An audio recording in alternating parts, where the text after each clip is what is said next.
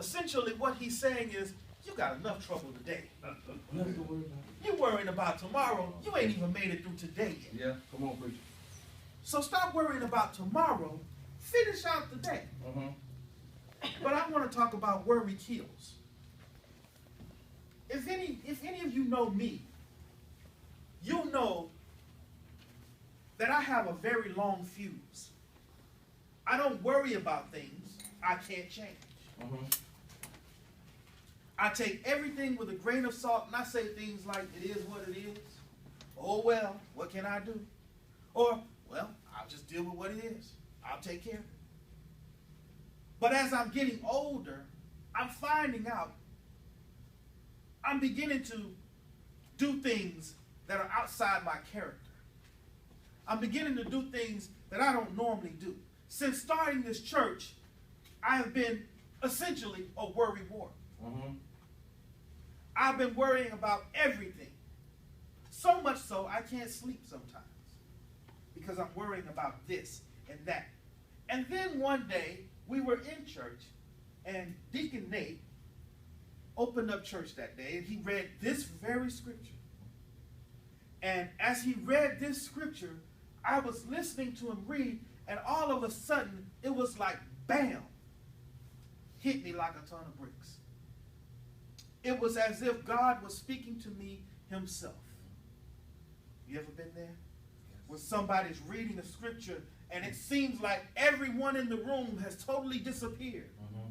And that scripture is just specifically designed for you at this very moment. And so I was sitting there listening to Nate, and as he was reading this scripture, God is telling me, what are you worried for? Why are you worrying so?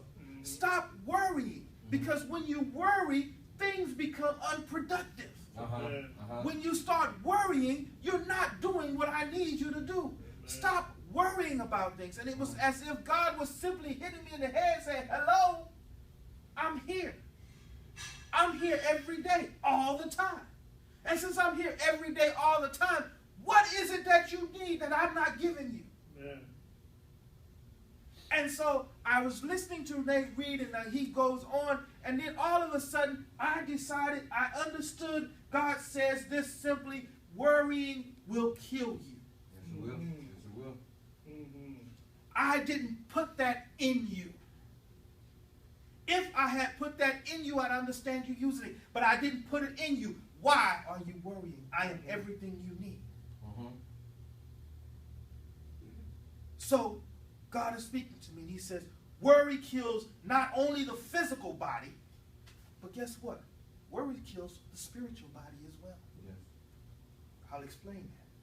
When you worry, not only are you stressing yourself out, but the more and more you worry about it, guess what ends up happening? You start doubting God. You start believing that God can't or won't do.